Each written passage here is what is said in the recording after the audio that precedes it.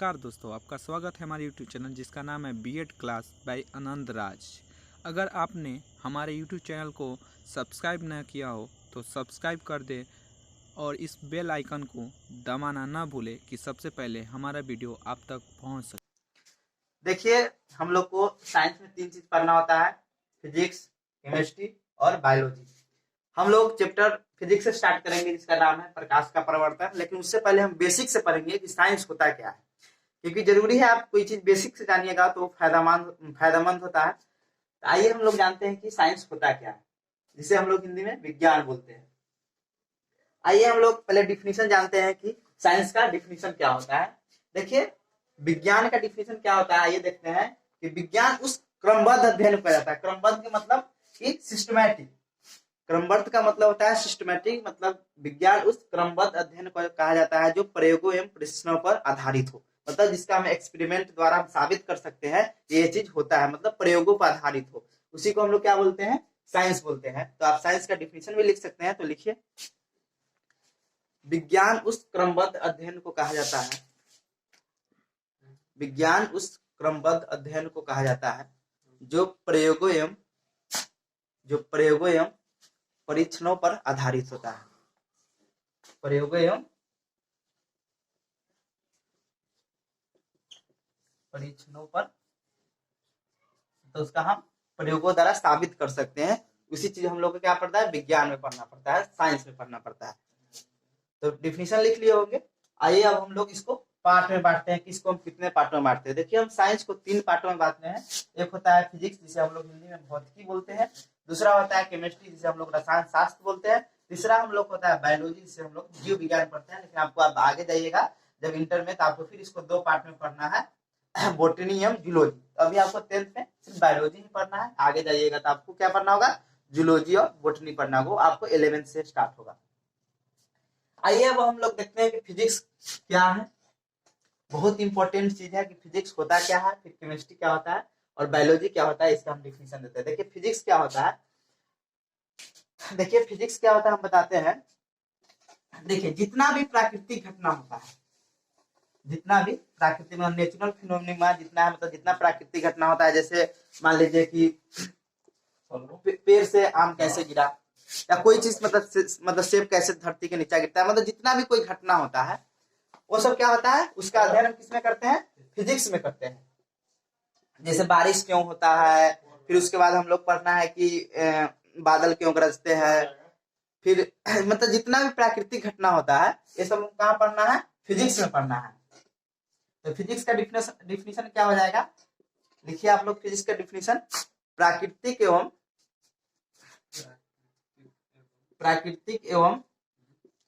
प्राकृतिक घटनाओं का अध्ययन, प्राकृतिक घटनाओं का अध्ययन विज्ञान की जिस शाखा में करते हैं, जिस शाखा में करते हैं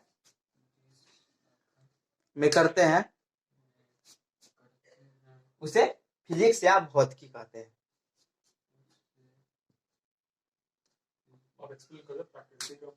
देखिए, प्राकृतिक घटना क्या होता है, जैसे मान लीजिए बारिश क्यों हो रहा है, बादल क्यों गरज रहे हैं, ये सब क्या हुआ, प्राकृतिक घटना हुआ। जो प्राकृतिक द्वारा जो भूकंप क्यों आते हैं, जो भूकंप होता है प्राकृतिक द्वारा ही होता है, ये सब क्या हुआ, प्राकृतिक घटना हुआ। इसी का अध्ययन किसमें करते हैं, फिजिक्स में करते हैं। आइए अब देखते हैं केमिस्ट्री क्या होता है।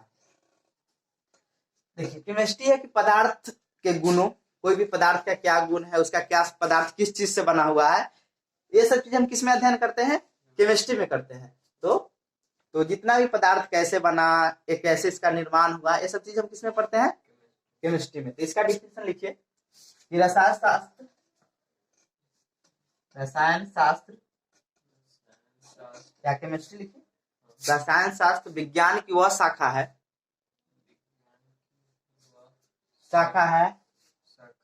जिसमें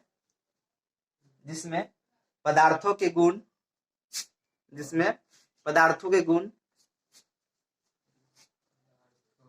गुण एवं उसकी बनावट का अध्ययन करते हैं।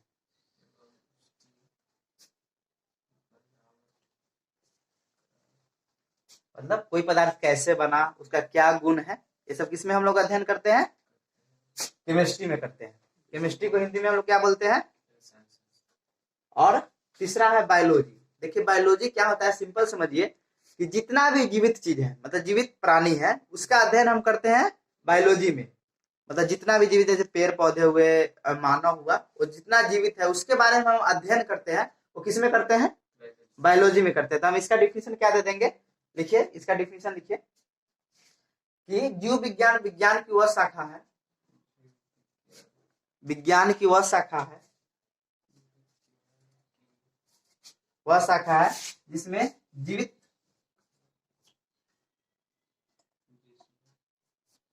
जिसमें लिविंग ऑर्गेनिज्म लिखिए, जिसे जीवित प्राणी बोलते हैं, लिविंग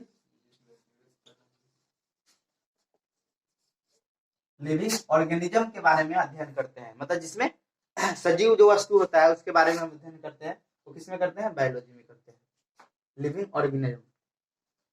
देखिए अब इससे पूछा जाता है कि इसका फिजिक्स के पिता कौन है, पप्पा कौन है, केमिस्ट्री के पप्पा कौन है और बायोलॉजी के पप्पा कौन है। देखिए एक क्वेश्चन आपको एग्जाम में पूछा जा सकता है।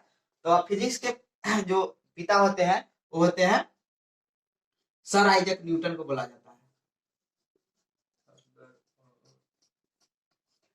Sir Isaac Newton. अब आप पूछेंगे न्यूटन ही क्यों बोला जाता है।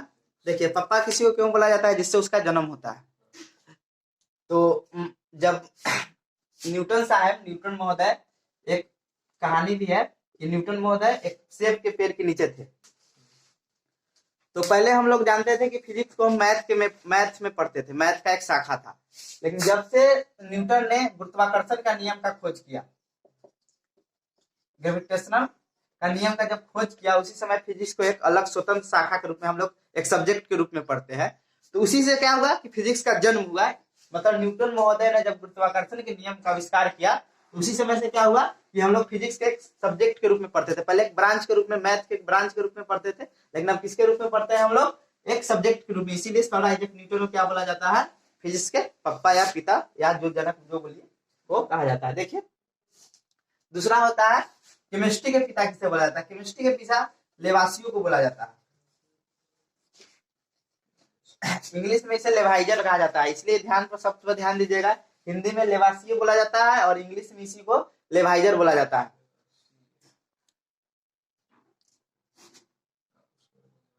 लिख लिए। अब देखिए बायोलॉजी के जो पिता है वो अरस्तु को बोला जाता है, इस पर भी शब्द पर ध्यान दीजिएगा। बायोलॉजी के पिता अरस्तु को बोला जाता है और इंग्लिश में अरस्तु को एरिस्टोटल बोला जाता है, इस पर ध्यान दीजिएगा। एरिस्टोटल कहा जाता है, मतलब हिंदी में क्या होता है, अरस्तु। मतलब बायोलॉजी के जो पिता है वो अरस्तु है, लेकिन इसी अरस्तु का नाम इंग्लिश में क्या होता है, एरिस्टोटल होता है। अब आप समझ गए कि साइंस क्या होता है। तो इसमें हम आज साइंस में लेंगे फिजिक्स चैप्टर, फिजिक्स को सब्जेक्ट लेंगे और फिजिक्स में पढ़ेंगे प्रकाश का परावर्तन। देखिए हम लोग को प्रकाश का परावर्तन पढ़ना है, रिफ्लेक्शन ऑफ लाइट।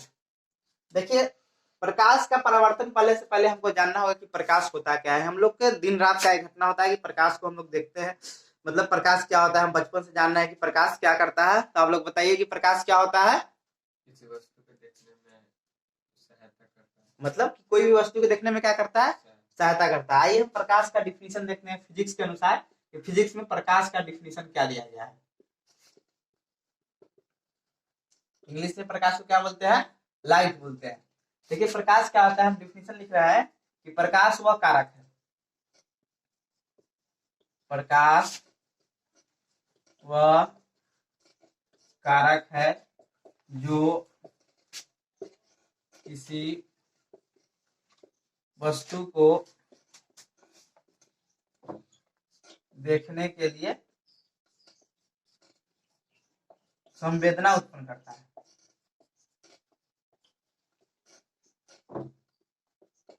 मतलब फिजिक्स में डिफिनेशन दिया गया है प्रकाश के बारे में कि प्रकाश क्या है, प्रकाश वह कारक है, यहाँ पर कारक वह कारण नहीं होगा, कारक है वह, प्रकाश वह कारक है मतलब फैक्टर है जो किसी वस्तु को देखने में क्या करता है, संवेदना उत्पन्न करता है। मतलब वो वस्तु को हम देखने के लिए त्वरित करता है, मतलब संवेदना उत्पन्न करता है, उसी को क्या बोलते हैं, प्रकाश कहते हैं। और एक चीज पर आप ध्यान दीजिएगा, यहाँ पर आप डिफिनेशन लिख लीजिए कि प्रकाश क्या होता है, लिख लिए। अब देखिए प्रकाश एक चीज पर आप ध्यान दीजिएगा कि कोई चीज को देखने के लिए हमें दो चीज का होना आवश्यक है। मतलब कोई वस्तु को देखने के लिए दो चीज रहेगा तभी हम देख सकते हैं। पहला क्या होना चाहिए, एक प्रकाश होना चाहिए, और दूसरा क्या चाहिए, आंख होना चाहिए। ये दोनों वस्तु उपस्थित रहेगा तभी हम कोई वस्तु को देख पाएंगे। मतलब प्रकाश भी होना चाहिए और आंख भी होना चाहिए। मान लीजिए कि कोई व्यक्ति अंधा व्यक्ति है, ठीक है, उसके पास आंख नहीं, तो कोई वस्तु को देख लेगा, उसको हम प्रकाश में रख देंगे तो नहीं देख पाएगा। मतलब कोई वस्तु को देखने के लिए क्या चाहिए, प्रकाश भी चाहिए और आंख भी चाहिए। कोई मान लीजिए जिसके पास आंख है और उस वस्तु के सामने हम, उस व्यक्ति के सामने हम प्रकाश नहीं देंगे तो वस्तु कोई जो व्यक्ति है वो वस्तु को देख पाएगा, नहीं देख पाएगा। तो हम कह सकते हैं कि प्रकाश और आंख दोनों एक दूसरे क्या है, पूरक है। मतलब एक दूसरे क्या है, पूरक है। मतलब एक के बिना दूसरा क्या है, अधूरा है। मतलब एक रहेगा और एक नहीं रहेगा तो हम कोई वस्तु को नहीं देख पाएंगे। इसीलिए कोई वस्तु को देखने के लिए क्या चाहिए, प्रकाश और आंख दोनों का होना आवश्यक है। लिख लीजिए। आप देखते हैं कि देखिए अब आगे हम थोड़ा एक पॉइंट देखते हैं। देखिए जैसे हम लोग साइंस में पढ़े कि साइंस में 3 ब्रांच होता है, फिजिक्स, केमिस्ट्री, बायोलॉजी। वैसे ही फिजिक्स का भी ब्रांच होता है। फिजिक्स का भी ब्रांच होता है। तो प्रकाश का अध्ययन फिजिक्स के जिस ब्रांच में करते हैं उसे हम लोग ऑप्टिक्स बोलते हैं। ऑप्टिक्स, जिसे हम लोग हिंदी में प्रकाशिकी कहते हैं। मतलब फिजिक्स का ऑप्टिक्स में मतलब जो प्रकाश होता है, प्रकाश के गुण, उसकी क्या प्रकृति है, इसका अध्ययन हम फिजिक्स के जिस ब्रांच में करते हैं उसे हम लोग क्या बोलते हैं, ऑप्टिक्स बोलते हैं। हिंदी में क्या बोलते हैं, प्रकाशिकी बोलते हैं। इसी को हम लोग मतलब गुण होता है उसे हम अध्ययन करते हैं, प्रकाश का। तो ये हो गया, आपसे पूछ देगा कि प्रकाश का अध्ययन हम फिजिक्स के किस ब्रांच में करते हैं, तो किसमें बोलेंगे, ऑप्टिक्स में बोलते हैं, जिसे हम लोग हिंदी में क्या बोलते हैं, प्रकाशिकी कहते हैं। आइए अब आपको हम स्टार्ट करते हैं। जो आपका जहाँ से पढ़ना है आपको क्लास 10th में, वहां से कि आपका प्रकाश स्रोत देखिएगा। आपका पहला जो टॉपिक है वो प्रकाश स्रोत है। प्रकाश स्रोत किसे कहते हैं, इस पर हम ध्यान देते हैं। प्रकाश स्रोत, प्रकाश स्रोत जिसे इंग्लिश में हम लोग लाइट सोर्स बोलते हैं। मतलब लाइट का सोर्स, मतलब उसका कहां से, मतलब लाइट का कहां से स्रोत है, उसका स्रोत क्या क्या है लाइट का। देखिए कोई वस्तु से जिससे प्रकाश निकले उसे हम प्रकाश स्रोत बोलते हैं। मतलब कोई भी वस्तु से जिससे प्रकाश निकले उसे क्या बोलते हैं हम लोग, प्रकाश स्रोत बोलते हैं। मतलब इसका डिफिनीशन आप लोग लिख लीजिए कि जिस वस्तु से, लिख लीजिए, जिस वस्तु से प्रकाश निकलता है उसे प्रकाश स्रोत कहते हैं। मतलब यहाँ कहा गया है कि जिस वस्तु से, मतलब जिस वस्तु से प्रकाश निकले उसे क्या बोलते हैं, प्रकाश स्रोत बोलते हैं। मतलब जिससे प्रकाश का क्या हो, स्रोत हो। देखिए 2 तरह का स्रोत होता है इस धरती पर। एक तो होता है प्राकृतिक, जो प्राकृतिक चीज द्वारा जो बनाया गया है, प्रकृति के द्वारा जो चीज बनाया गया है उसके द्वारा एक प्रकाश निकलता है। एक होता है मानव द्वारा, एक मानव द्वारा ही बनाया गया चीज है, उसके द्वारा ही प्रकाश निकलता है। तो हम कह सकते हैं कि प्रकाश स्रोत 2 प्रकार का होता है। प्रकाश स्रोत 2 प्रकार का होता है, 2 प्रकार का होता है। पहला हो गया प्राकृतिक प्रकाश स्रोत। प्रकाश स्रोत जिसे हम लोग नेचुरल लाइट सोर्स बोलते हैं।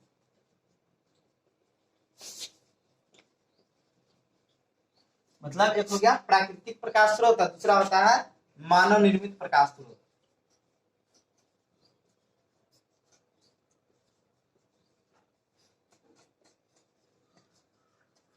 प्रकाश स्रोत जिसे हम लोग बोलते हैं man made light source. Man made मतलब आदमी द्वारा बनाया गया प्रकाश स्रोत, लाइट सोर्स, इसे हम शॉर्ट में लिख दिया है। तो प्रकाश स्रोत कितने प्रकार का होता है, 2 तरह का होता है। एक होता है प्राकृतिक प्रकाश स्रोत जिसे हम लोग नेचुरल लाइट सोर्स बोलते हैं, दूसरा होता है मानव निर्मित प्रकाश स्रोत जिसे हम लोग मैन मेड लाइट सोर्स बोलते हैं। इसे आप लिखिए, उसके बाद हम बताते हैं प्राकृतिक प्रकाश स्रोत क्या होता है और मानव निर्मित प्रकाश स्रोत क्या होता है। प्रकाश स्रोत क्या होता है, दो तरह के होते हैं, एक बताए थे प्राकृतिक प्रकाश स्रोत, जिसे हम लोग नेचुरल लाइट सोर्स बोलते हैं। ठीक है, देखिए प्राकृतिक प्रकाश स्रोत क्या होता है, देखिए इसका डिफिनेशन क्या होता है कि प्रकृति द्वारा जो वस्तु का निर्माण किया गया है, उस वस्तु द्वारा जब प्रकाश निकलता है उसे हम क्या बोलते हैं, प्राकृतिक प्रकाश स्रोत बोलते हैं। जैसे सूर्य हुआ, प्राकृतिक द्वारा निर्मित है, सूर्य हुआ,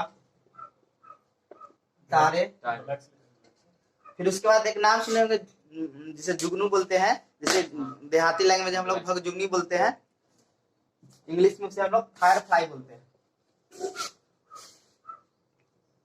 इंग्लिश में क्या बोलते हैं उसको, फायर फ्लाई, फायर फ्लाई, जुगनू शुद्ध नाम होता है जुगनू, या इसी को देहाती लैंग्वेज या जो गांव का लैंग्वेज होता है उसे हम क्या बोलते हैं, भगजुगनी। तो आपको ये क्या हो गया, ये प्राकृतिक प्रकाश स्रोत के एग्जाम्पल हुआ, मतलब प्राकृतिक द्वारा जो वस्तु का निर्माण किया गया है और उस वस्तु द्वारा प्रकाश निकलता है उसी को हम क्या बोलते हैं, प्राकृतिक प्रकाश स्रोत बोलते हैं। देखिए यहाँ पे चंद्रमा नहीं होगा, वो भी प्राकृतिक द्वारा निर्मित है, लेकिन चंद्रमा का अपना प्रकाश नहीं होता है, वो सूर्य द्वारा परावर्तित प्रकाश द्वारा वो चमकता है, इसलिए यहाँ पर प्राकृतिक प्रकाश स्रोत में क्या होगा, चंद्रमा नहीं होगा, उसका कोई अपना प्रकाश नहीं होता है। अब देखते हैं दूसरा, देखते हैं मानव निर्मित प्रकाश स्रोत।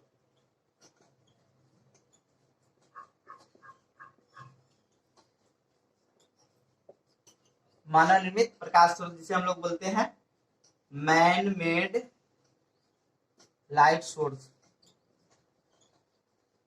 Light source.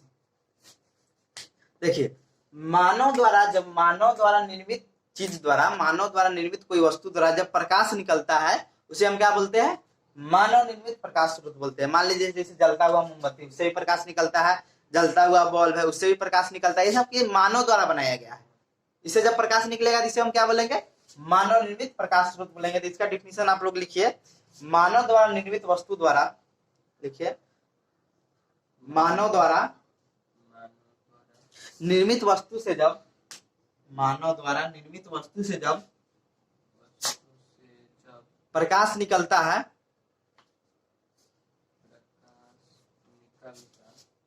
उसे हम क्या बोलते हैं, मानव निर्मित प्रकाश स्रोत बोलते हैं। इसका एग्जांपल आप लिख सकते हैं, जलता हुआ मोमबत्ती, जलता हुआ मोमबत्ती, जलता हुआ बल्ब, मतलब जो मानव द्वारा निर्मित है उससे प्रकाश निकलेगा उसे क्या बोलेंगे, मानव निर्मित प्रकाश स्रोत बोलेंगे। जलता हुआ मोमबत्ती हो गया, जलता हुआ बल्ब हुआ, जो चीज होगा जो मानव द्वारा निर्मित होगा उस वस्तु से जब प्रकाश निकलेगा उसे क्या बोलेंगे, मानव निर्मित प्रकाश स्रोत। जिस वस्तु जो प्राकृतिक द्वारा जो चीज बनाया गया है, जो भगवान द्वारा कोई चीज बनाया गया है उस द्वारा जब प्रकाश निकलेगा उसे हम क्या बोलेंगे, प्राकृतिक प्रकाश स्रोत, जिसे हम लोग बोलते हैं जैसे सूर्य हुआ, तारे हुए, फायर फ्लाई हुआ, जुगनू जिसे हम लोग बोलते हैं, भगजुगनी भी बोलते हैं, ये सब क्या होगा, मानव निर्मित प्रकाश स्रोत हुआ। आइए अब हम लोग पढ़ते हैं अगला जो हम लोग को पढ़ना है,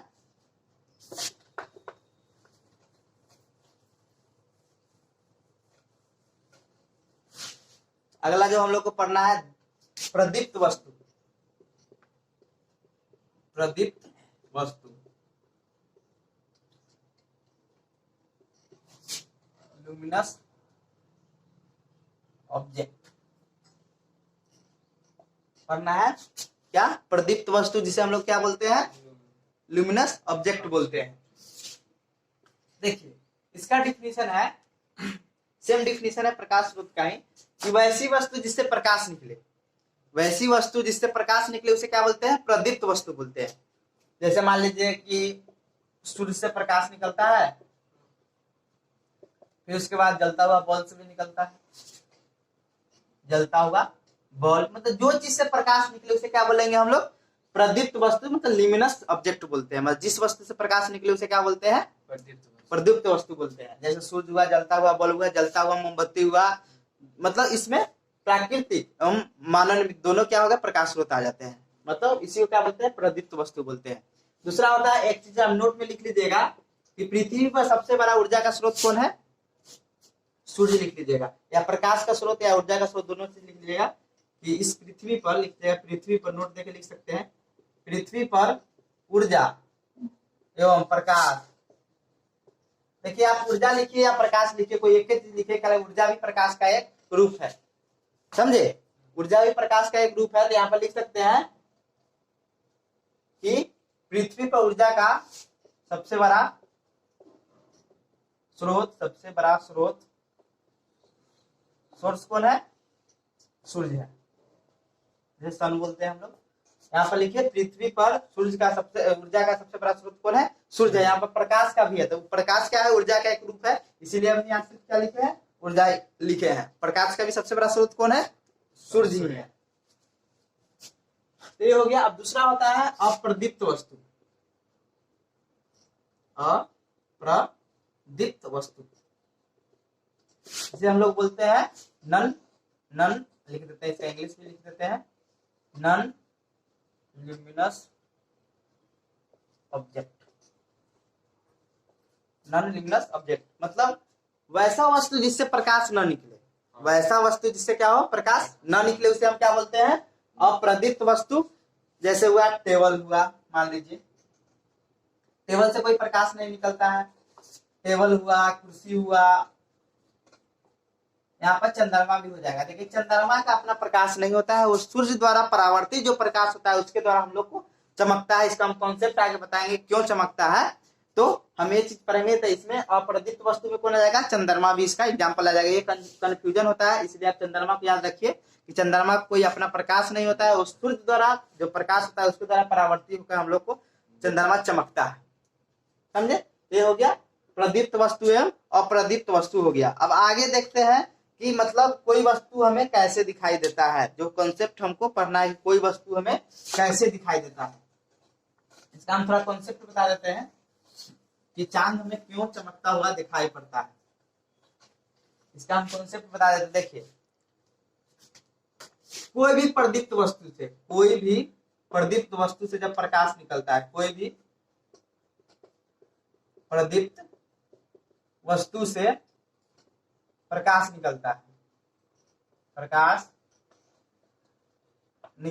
मतलब कोई प्रदीप, मान लीजिए यहाँ सूरज हुआ, इससे प्रकाश निकला, ठीक है, इससे प्रकाश क्या हुआ, निकला। और जब वह अप्रदीप्त वस्तु पड़ता है, अप्रदीप्त वस्तु जिससे प्रकाश नहीं निकलता उसे क्या बोलते हैं, अप्रदीप्त वस्तु। मान लीजिए यहाँ पर चंद्रमा ही हो गया, एग्जाम्पल मान लीजिए चंद्रमा हो गया, और वह प्रकाश टकरा के मतलब अप्रदीप्त वस्तु पर टकरा के हमारी आंख पर आता है, तो वह वस्तु में क्या होता है, दिखाई पड़ता है। मतलब वो वस्तु में क्या दिखाई पड़ता है, मान लीजिए हमारा आंख हो गया, तो प्रदीप्त वस्तु से प्रकाश टकराकर अप्रदीप्त वस्तु से टकराकर जब हमारी आंख पर आता है, तब हमें क्या होता है, ये अप्रदीप्त वस्तु हमें दिखाई देता है। तो आप लिख लीजिए नोट देके कि प्रदीप्त वस्तु से जब प्रकाश निकलकर अप्रदीप्त वस्तु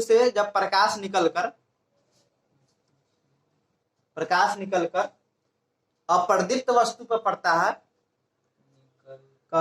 अप्रदीप्त वस्तु पर पड़ता है, तो वह प्रकाश अप्रदीप्त वस्तु पर पड़ता है, तो वह प्रकाश जब हमारी आंख पर पड़ता है, जब हमारी आंख पर पड़ता है तो वह अप्रदीप्त वस्तु हमें दिखाई देता है। मतलब यहाँ से प्रकाश आया और इस पर पड़ा, फिर उसके बाद हमारे आंख पर जब आएगा परावर्तित होकर, तो हमें क्या होगा, यह वस्तु हमें दिखाई पड़ेगा। तो यही होता है कि जब सूर्य का प्रकाश चंद्रमा में पड़ता है तो लगता है कि नहीं चंद्रमा चमक रहा है, ऐसा कोई बात नहीं है। चंद्रमा अप्रदीप्त वस्तु है और सूर्य का प्रकाश द्वारा वो चमकता है। अब देखते हैं, हम लोग को पढ़ना है आगे प्रकाश की किरण। ये चीज आप समझ गए होंगे। आप क्या ऐसे भी आप याद रख सकते हैं कि कोई वस्तु, जैसे आपसे पूछेगा कोई वस्तु हमें कैसे याद मतलब दिखाई देता है, तो आप क्या कीजिएगा, ऐसे बोलिएगा कि मान लीजिए कोई भी प्रकाश स्रोत से प्रकाश निकला, मान लीजिए यहाँ टॉर्च है, टॉर्च से प्रकाश निकला, मान लीजिए यहाँ पर प्रकाश निकला, और वो टॉर्च मान लीजिए कोई वस्तु को हमको देखना है, वस्तु से टकराकर परावर्तन के बाद फिर हमारे आंख पर आएगा, तब हम वस्तु क्या करते हैं, देख पाते हैं। मतलब वस्तु टकरा के आएगा और हमारी आंख पर जब आएगा तब हम वस्तु को देखें। याद भी रखिएगा कि टॉर्च और आंख किस दिशा में होना चाहिए, एक माध्यम में होना चाहिए, एक दिशा में होना चाहिए। मान लीजिए कि हम यहाँ से टॉर्च मारेंगे तो वस्तु पर टकराएगा तब नहीं, फिर रिफ्लेक्शन मतलब होगा, प्रकाश का परावर्तन होगा तो मेरे सामने दिखाई देगा। तो इसलिए टॉर्च यहाँ पर है तो वस्तु भी इधर होना चाहिए, इसलिए हम कोई वस्तु को देख पाएंगे। ये वस्तु हो गया, ये आप कॉन्सेप्ट समझ गए होंगे। आगे हम लोग पढ़ते हैं प्रकाश की किरण, कि प्रकाश की किरण क्या होता है। प्रकाश की किरण, आइए हम देखते हैं प्रकाश की किरण। प्रकाश की किरण, आइए अब देखते हैं प्रकाश की किरण। देखिए इसका सिंपल डिफिनेशन है, जब प्रकाश सरल रेखा में चले, जब प्रकाश किस दिशा में चले, सरल रेखा में चले, तो इसी को हम लोग क्या बोलते हैं, प्रकाश की किरण कहते हैं। तो जब प्रकाश सरल रेखा में चले इसी को क्या बोलते हैं हम लोग, प्रकाश की किरण कहते हैं। जैसे आप सुबह में देखिए कि प्रकाश का जो किरण आता है सीधी रेखा में आता है, इसी को लोग हम क्या बोलते हैं, प्रकाश की किरण, रे ऑफ लाइट, इसी को क्या बोलते हैं, प्रकाश की किरण। आइए अब देखते हैं, ये हो गया प्रकाश की किरण क्या होता है। आप यहाँ पर ऐसे चित्र दे सकते हैं कि प्रकाश की किरण के नीचे आप डिफिनेशन लिख लीजिए। प्रकाश की किरण क्या होता है, जब प्रकाश सरल रेखा में चलता है इसी को हम लोग क्या बोलते हैं, प्रकाश की किरण कहते हैं। आइए अब देखते हैं, आगे होता है प्रकाश का किरण पुंज, प्रकाश का किरण पुंज, किरण पुंज, बीम ऑफ लाइट होता है। देखिए प्रकाश का किरण पुंज क्या होता है, जब प्रकाश के किरणों के समूह को, मतलब प्रकाश के किरणें के समूह को प्रकाश का किरण पुंज कहते हैं, किरण पुंज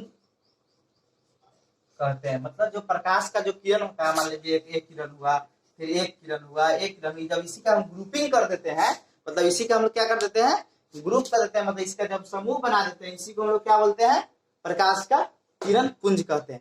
किरण पुंज कितने प्रकार के होते हैं, प्रकाश के किरण पुंज कितने प्रकार के होता है, देखते हैं प्रकाश के किरण पुंज कितने प्रकार के होते हैं, किरण पुंज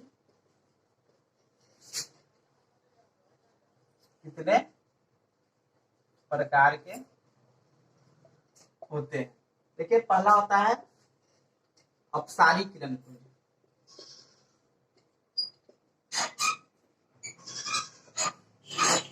दूसरा होता है समानांतर किरण पुंज,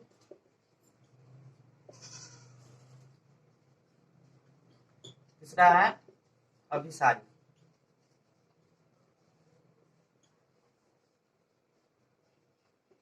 अभिसारी किरण पुंज। देखिए बहुत इंपॉर्टेंट है, आपसे पूछ देता है क्वेश्चन यहाँ पे कि किस दर्पण को हम लोग अपसारी दर्पण बोलते हैं, किस लेंस को हम लोग अपसारी लेंस बोलते हैं, अभिसारी लेंस बोलते हैं। तो इस कॉन्सेप्ट को आप यहाँ पे सीखिएगा तभी आप बता पाइएगा कि किसे हम अपसारी बोलेंगे और किसे हम लोग अभिसारी बोलेंगे। अपसारी और अभिसारी हम कॉन्सेप्ट को याद हम एक ट्रिक के माध्यम से बताएंगे, किसे आपको मतलब किसे आप अपसारी बोलिएगा और किसे अभिसारी बोलिएगा। इसे हम लोग इंग्लिश में इसे हम लोग डाइवर्जिंग बोलते हैं, डाइवर्जिंग बीम, इसे बोलता है पैरेलल बीम बोला जाता है, इसे बोला जाता है कन्वर्जिंग बीम।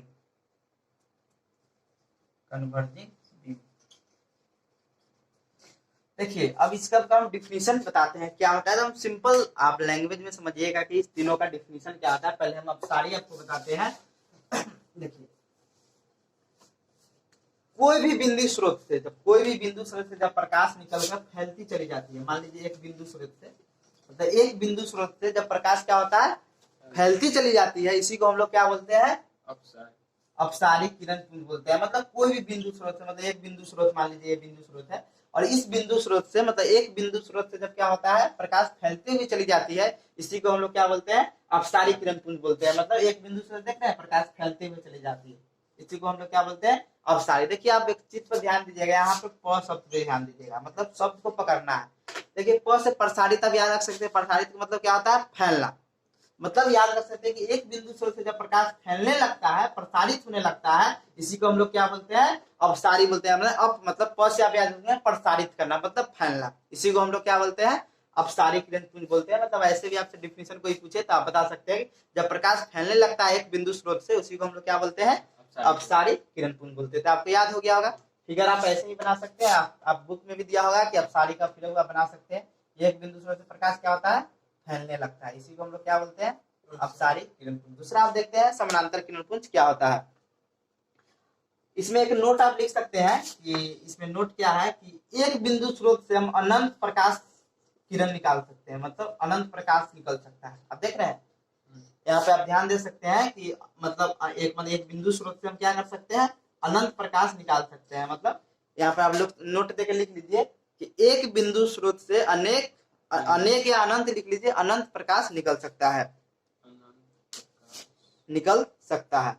देखिए दूसरा डिफिनीशन हम लोग को पढ़ना है, समानांतर किरण पुंज क्या होता है, पैरेलल जिसे बीम हम लोग बोलते हैं। आइए आप समझ गए होंगे। आप खाली शब्द पर ध्यान दीजिएगा, जो अपसारी है प याद रखिएगा, प से मतलब प्रसारित करना, मतलब फैलना याद रखिएगा। दूसरा होता है हम लोग का समानांतर किरण पुंज। समानांतर किरण पुंज, समानांतर किरण पुंज कहने का मतलब हुआ कि वैसी किरण पुंज जिसमें प्रकाश की जो किरण होती है एक दूसरे की समानांतर होती है। देखिए एक दूसरे की क्या है, समानांतर है, मतलब पैरेलल है। इसी को हम लोग क्या बोलते हैं, समानांतर किरण पुंज बोलते हैं। मतलब वैसी किरण पुंज जिसमें प्रकाश क्या हो, एक दूसरे की समानांतर हो, इसी को हम लोग क्या बोलते हैं, समानांतर किरण पुंज बोलते थे। समझ गए। आप इसको फिगर बना लीजिएगा, जो समानांतर इसके समानांतर किरण पुंज बोलते हैं।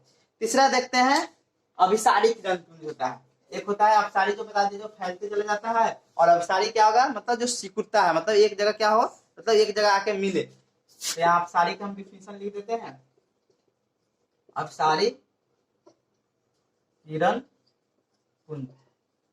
अपसारी किरण पुंज का डिफिनेशन है कि वैसी किरण पुंज जिसमें प्रकाश की किरण एक बिंदु पर आकर मिल जाती है, मतलब एक बिंदु पर आकर मिलती है, मतलब एक बिंदु पर क्या है, मिलती चली जाती है। इसी को हम लोग क्या बोलते हैं, अभिसारी किरण पुंज बोलते हैं। अभिसारी, देख लीजिए एक बिंदु स्रोत पर क्या हो रहा है, मिल रहा है, इसी को हम लोग क्या बोलेंगे, अभिसारी किरण पुंज बोलेंगे। तो इसका डिफिनेशन क्या हो जाएगा, वैसी किरण पुंज जिसमें क्या होता है, प्रकाश की किरण, बहुत सारी प्रकाश की किरण एक बिंदु पर आकर मिलती है, मतलब सिक्योर के मतलब एक बिंदु पर आके आते हैं, सेंट्रलाइज हो जाती है, मतलब सेंटर में आके मिल जाती है। इसी को हम लोग बोलते हैं अभिसारी। अपसारित में याद रखिए प से प्रसारित ना, और अभिसारी में क्या होता है, एक बिंदु स्रोत पर क्या होता है, आके मिल जाता है। आपको फिगर तीन याद हो गया होगा।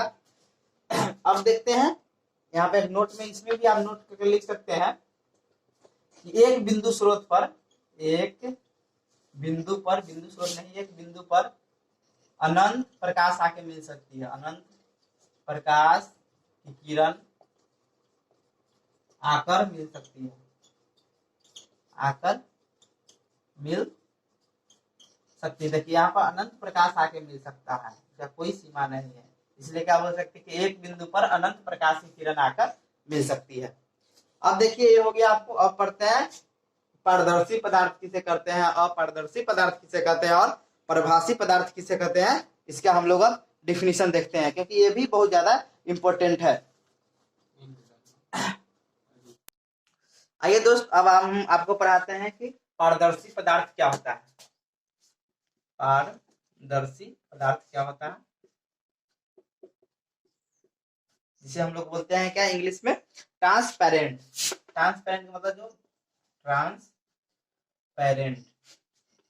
ऑब्जेक्ट।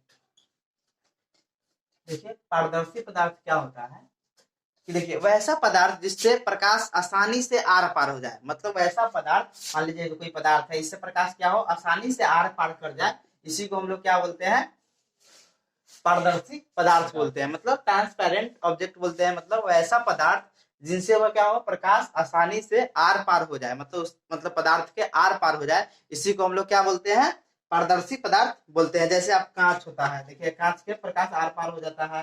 फिर उसके बाद क्या होता है, उसको हम बोलते हैं पानी होता है, पानी का भी हो जाता है। फिर हवा होता है, ये सब क्या है, इसके प्रकाश क्या होता है, आर पार हो जाता है। मतलब कोई भी वस्तु से जब प्रकाश आर पार हो जाए, उसी को हम क्या बोलते हैं, पारदर्शी पदार्थ। दूसरा देखते हैं अपारदर्शी पदार्थ।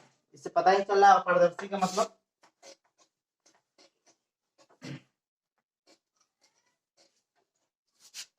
अपारदर्शी पदार्थ। यहाँ पे अ लगा देते हैं, अ का मतलब यहाँ अ लगा दिए तो मतलब इसे इंग्लिश में ऑप्टिक बोलते हैं।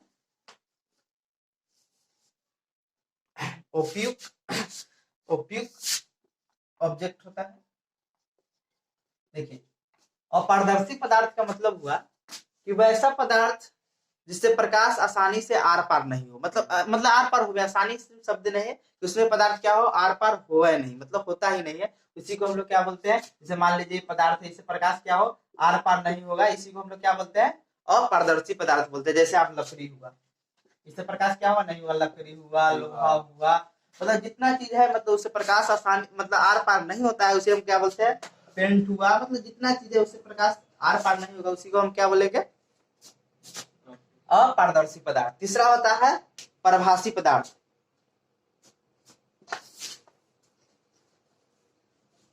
तीसरा होता है पारभासी पदार्थ, जिसे हम लोग बोलते हैं ट्रांसलूसेंट ऑब्जेक्ट। देखिए क्या होता है, वैसा पदार्थ जो प्रकाश के कुछ भागों के ही आर पार करने दिया जाता है, मतलब जो ऐसा पदार्थ होता है जो प्रकाश है ना, उसे कुछ भागों के ही आर पार करने देता है, मान लीजिए बहुत प्रकाश है, यहाँ पर एक ही भाग को आर पार करने दिया जाता है। इसका डिफिनेशन आप क्या दे सकते हैं कि वैसे पदार्थ जो प्रकाश के एक छोटे भाग को ही क्या करता है, आर पार होने देता है, मतलब छोटे भाग को ही अपने से होकर जाने देता है, इसी को हम लोग क्या बोलते हैं, पारदर्शी पदार्थ, मतलब एक छोटा ही भाग को क्या होने देता है, अपने से आर पार होने देता है, इसी को हम लोग क्या बोलते हैं, परभासी पदार्थ। जैसे आप देखिएगा तेल लगा कागज, तेल लगा कागज हुआ, फिर उसके बाद आता है आंख का जो पलक होता है, फिर इसके बाद होता है रक्त भी इसमें आ जाता है, ये सब क्या हुआ, परभासी पदार्थ का उदाहरण हुआ। अब आगे देखते हैं हम लोग को, देखिए कॉन्सेप्ट बने तो हो गया आपका। अब एक बार हम आगे चीज पढ़ते हैं, चंद्र ग्रहण और सूर्य ग्रहण, और फिर आपको हम पढ़ाएंगे कि छाया क्या होता है, ये सब पढ़ाएंगे। तो आप पहले जान जाइए कि सूर्य ग्रहण और चंद्र ग्रहण क्या होता है। पहले हम देखते हैं सूर्य ग्रहण, ये चीज जानना बहुत जरूरी है। सूर्य ग्रहण जिसे हम लोग सोलर इक्लिप्स बोलते हैं, जिसे हम लोग सोलर इक्लिप्स बोलते हैं।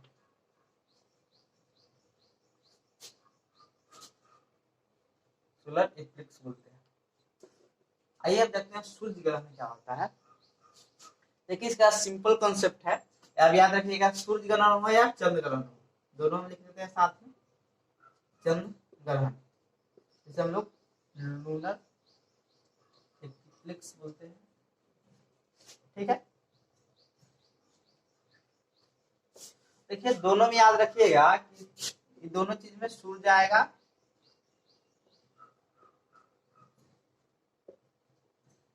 चंद्रमा और पृथ्वी, इसमें भी होगा, सूर्य आएगा,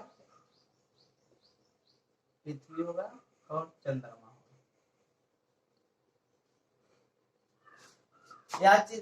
एक चीज याद रखिएगा, एक कॉन्सेप्ट आप दिमाग में रखिएगा तो आपको याद हो सकता है कि तीन चीज होता है, एक सूर्य होता है, एक चंद्रमा होता है, एक पृथ्वी होता है, इसमें भी सूर्य पृथ्वी और चंद्रमा होता है। तो याद ऐसे रखना है, देखिए सूर्य किसी के बीच में नहीं आता है, देखिएगा सूर्य किसी के बीच में नहीं आता, बीच में आएगा चंद्रमा आएगा, नहीं तो पृथ्वी आएगा, तो किसमें कौन बीच में आता है ये जरूरी है, कौन किसमें बीच में आता है। देखिए सूर्य ग्रहण का डिफिनेशन क्या है कि पृथ्वी और सूर्य के बीच, पृथ्वी और सूर्य के बीच जब चंद्रमा आ जाता है, इसी को हम लोग क्या बोलते हैं, सूर्य ग्रहण। मतलब पृथ्वी हुआ और सूर्य हुआ, इसके बीच में जब चंद्रमा आ जाता है, इसी को हम लोग क्या बोलते हैं, सूर्य ग्रहण बोलते हैं। ये किस दिन होता है, अमावस्या के दिन। इसका ट्रिक भी बताएंगे कैसे आप याद रखिएगा। इसके बाद अब देखिए सूर्य ग्रहण आपको बताया था कि सूर्य और पृथ्वी के बीच में जब चंद्रमा आ जाता है, इसी को हम लोग क्या बोलते हैं, सूर्य ग्रहण, सोलर इक्लिप्स बोलते हैं। देखिए ये किस दिन होता है, अमावस्या के दिन होता है, न्यू मून के दिन होता है। इसका हम ट्रिक बताएंगे कि कैसे आपको याद रहेगा। आप देखते हैं चंद्र ग्रहण क्या होता है। देखिए जब सूर्य एवं चंद्रमा के बीच में जब पृथ्वी आ जाता है, इसी को हम लोग क्या बोलते हैं, चंद्र ग्रहण बोलते हैं। किस दिन होता है, पूर्णिमा के दिन होता है, जिसे हम लोग फुल मून बोलते हैं। तो आपको याद हो गया कि सूर्य ग्रहण किसे कहेंगे कि सूर्य और पृथ्वी के बीच में जब चंद्रमा आ जाता है तो सूर्य ग्रहण की स्थिति उत्पन्न होती है। और चंद्र ग्रहण की स्थिति कब उत्पन्न होती है, जब सूर्य एवं चंद्रमा के बीच में जब पृथ्वी आ जाती है, तो किसका उत्पन्न होता है, मतलब चंद्र ग्रहण की स्थिति उत्पन्न होती है। सूर्य ग्रहण होता है अमावस्या के दिन होता है, और चंद्र ग्रहण किस दिन होता है, पूर्णिमा के दिन होता है। देखिए इसको आप याद कैसे रखिएगा। देखिए कोई किसी की, देखिए अब चंद्रग्रहण होगा तो चंद्रमा तो बीच में नहीं आएगा। देखिए सूर्य तो एकदम फिक्स हम बताए थे कि सूर्य किसी के बीच में नहीं आता है, बीच में आता है चंद्रमा और पृथ्वी आता है। तो आप कैसे याद रखिएगा कि चंद्रग्रहण है तो चंद्रमा तो इसमें बीच में आएगा नहीं, तो चंद्रग्रहण में कौन बीच में आएगा? पृथ्वी आएगा। जब पृथ्वी बीच में आ गया तो सूर्यग्रहण में कौन बीच में आएगा? चंद्रमा आएगा। तो आप ऐसे ही याद रख सकते हैं कि चंद्रग्रहण में कौन बीच में आता है? पृथ्वी आता है। और जब ये पृथ्वी बीच में आ गया तब कौन बीच में आएगा? चंद्रमा आएगा। तो सूर्यग्रहण में कौन आ जाएगा? चंद्रमा। और इसका याद रखने का ट्रिक है, देखिए यहाँ 100 से आप कंपेयर कर सकते हैं। जैसे यहाँ 100 दिया है कि सूर्य ग्रहण में 100 कॉमन है, तो यहाँ भी अमावस्या में क्या है? 100 कॉमन है। परंतु आप देखिएगा पूर्णिमा है, देखिए पूर्णिमा में क्या है? 9 कॉमन है, तो यहाँ भी आप 9 कॉमन लेकर आप कर सकते हैं। सॉरी यहाँ पे देखिए दोनों में तो ग्रहण कॉमन है, यहाँ चंद्र देखिए 9 कॉमन है, यहाँ भी क्या है? 9 कॉमन है। तो आप इससे भी याद रख सकते हैं कि अमावस्या के दिन कौन होता है? सूर्य ग्रहण होता है। और चंद्रमा किस दिन होता है? चंद्र ग्रहण के दिन, सॉरी चंद्र ग्रहण किस दिन होता है? पूर्णिमा के दिन होता है। तो आप कॉन्सेप्ट समझ गए होंगे। आप ऐसे ही याद रख सकते हैं कि चंद्र ग्रहण में कौन बीच में आता है? पृथ्वी। जो चीज घटना होने वाला वो तो बीच में आएगा नहीं, इसलिए चंद्र ग्रहण के दिन कौन? पृथ्वी आता है। जब पृथ्वी बीच में आ गया तो सूर्य ग्रहण में कौन आएगा? चंद्रमा बीच में आएगा। आइए हम आगे अब देखते हैं कि अब देखते हैं प्रकाश का परावर्तन। अब में हम लोग का टॉपिक कौन है? प्रकाश का परावर्तन हम किसे कहते हैं?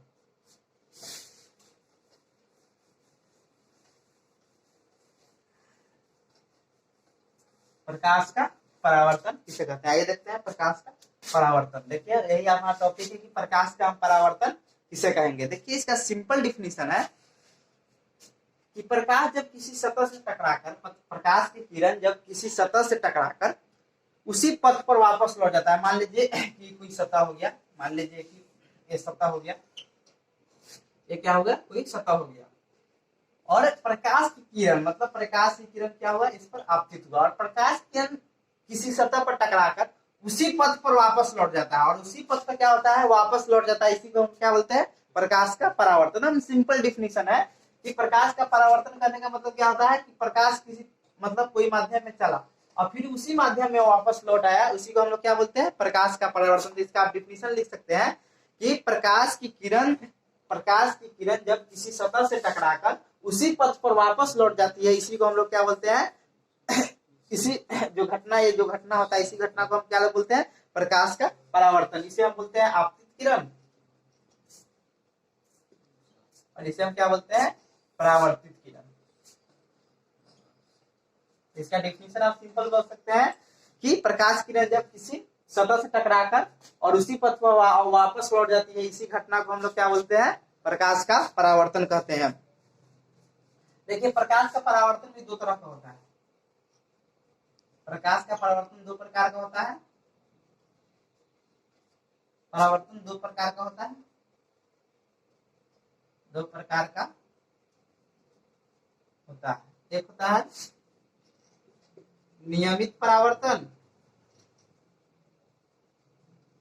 दूसरा होता है अनियमित परावर्तन। अनियमित परावर्तन या इसी को बोला जाता है विसरित परावर्तन।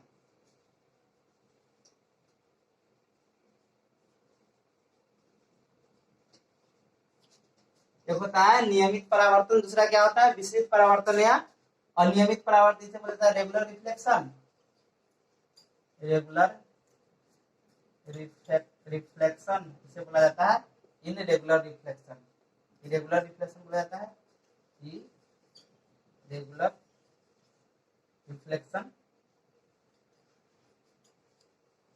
या इसी को बोला जाता है डिफ्यूज रिफ्लेक्शन। तो प्रकाश के परावर्तन का डिफिनेशन दे दिया है कि प्रकाश जब किसी सतह से टकराकर उसी पथ पर वापस लौट जाती है, यही घटना को हम क्या बोलते हैं? प्रकाश का परावर्तन। प्रकाश का परावर्तन दो तरह का होता है, एक नियमित परावर्तन होता है, तो एक क्या होता है? अनियमित परावर्तन या विसरित परावर्तन। आप देखते हैं नियमित परावर्तन किसे कहते हैं। आइए अब देखते हैं कि नियमित परावर्तन किसे कहते हैं।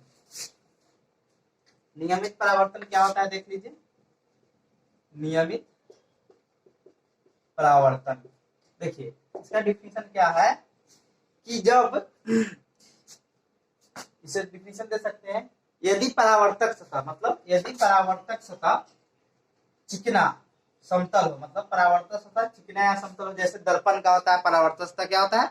चिकना होता है और समतल होता है। यदि परावर्तक सतह चिकना एवं समतल हो तो प्रकाश की समानांतर आपतित किरण, प्रकाश की समानांतर आपतित किरण मतलब देखिए प्रकाश की क्या है, समानांतर आपतित किरण हो रही है, मतलब प्रकाश की क्या हो रही है, समानांतर प्रकाश की किरण आपतित हो रही है, तो परावर्तन के बाद भी वो समानांतर होती है। देख लीजिए यहाँ परावर्तन के बाद भी समानांतर होगी, मतलब देख लीजिए यहाँ प्रकाश की किरण क्या होगा, आपतित हुआ, तो समानांतर आपतित करेंगे तो ये भी समानांतर होगा परावर्तित के बाद। तो इसका डिफिनेशन आप दे सकते हैं कि यदि परावर्तक सतह चिकनी एवं समतल हो, जैसे दर्पण की होती है, मिरर की होती है, तो समानांतर आपतित किरण, समानांतर आपतित किरण परावर्तन के बाद भी समानांतर होती है। उसी को क्या बोलते हैं हम लोग, नियमित परावर्तन बोलते हैं, या नियमित परावर्तन का फिगर है, या नियमित परावर्तन है, क्या है, फिगर है, नियमित परावर्तन का चित्र है। ये तो समझ गए कि नियमित परावर्तन कैसे है, जब परावर्तक सतह समतल हो, चिकना हो, तो क्या होता है उस पर जब समानांतर आपतित किरण, देखिए समानांतर, यहाँ भी समानांतर, समानांतर आपतित किरण परावर्तन के बाद भी क्या होती है, समानांतर होती है। देखिए समानांतर है, परावर्तन के बाद भी क्या है, ये समानांतर है। देखिए परावर्तन के बाद भी क्या है, समानांतर है। इसी को हम लोग क्या बोलते हैं, नियमित परावर्तन। अब देखते हैं विसरित परावर्तन क्या होता है।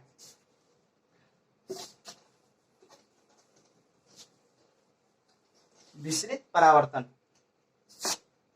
विसरित या अनियमित परावर्तन, विसरित या अनियमित परावर्तन, जिसे हम लोग इरेगुलर रिफ्लेक्शन बोलते हैं। देखिए इरेगुलर रिफ्लेक्शन का डिफिनेशन क्या है, जब प्रकाश की किरण, मतलब जब प्रकाश की किरण सड़क या दीवार इत्यादि खुरदुरे चीज पर टकराती है, मतलब आपतित होती है, तो प्रकाश की किरण परावर्तन के बाद क्या होती है, विभिन्न दिशाओं में बिखर जाती है। मतलब ये आपतित हुई सड़क या दीवार जो चीज हो, मतलब खुरदुरे चीज पर, तो क्या आगे विभिन्न दिशाओं में क्या होगी, परावर्तित हो जाएगी। इसी को हम लोग क्या बोलते हैं, विसरित या अनियमित परावर्तन। तो इसका डिफिनेशन आप दे सकते हैं, जब प्रकाश की किरण सड़क, दीवार, चट्टान इत्यादि खुरदरी सतह पर, मतलब खुरदरी सतह है, खुरदरी सतह इत्यादि पर टकराती है, मतलब आपतित होती है या टकराती है, तो परावर्तन के बाद भी विभिन्न दिशाओं में बिखर जाती है। इसी को हम लोग क्या बोलते हैं, अनियमित या विसरित परावर्तन। और नोट देके लिख लीजिएगा, प्रकाश के परावर्तन का नियम तो आगे बताएंगे। प्रकाश के परावर्तन का नियम, प्रकाश के परावर्तन लिख लीजिएगा, प्रकाश का परावर्तन, परावर्तन के नियम, नियमित एवं अनियमित दोनों परावर्तन पर लागू होता है। नियमित, नियमित एवं अनियमित दोनों प्रकार के परावर्तन पर, दोनों प्रकार के परावर्तन पर लागू होता है, परावर्तन पर लागू होता है। मतलब यहाँ बोल रहा है कि जो प्रकाश के परावर्तन के नियम आगे पढ़ेंगे कि प्रकाश के परावर्तन के जो नियम है वो दोनों, जो दोनों परावर्तन होता है दोनों पर लागू होता है। Thank you. आज इतने पढ़ाते हैं, फिर कल जो हम पढ़ाएंगे प्रकाश के परावर्तन के नियम क्या है, फिर इसके बाद जो उसमें जो पद होते हैं, आपतित किरण किसे कहते हैं, परावर्तित किरण किसे कहते हैं, आपतन कोण, परावर्तन कोण किसे कहते हैं, आपको एक ट्रिक के माध्यम से बताएंगे, एक फिगर के माध्यम से बताएंगे।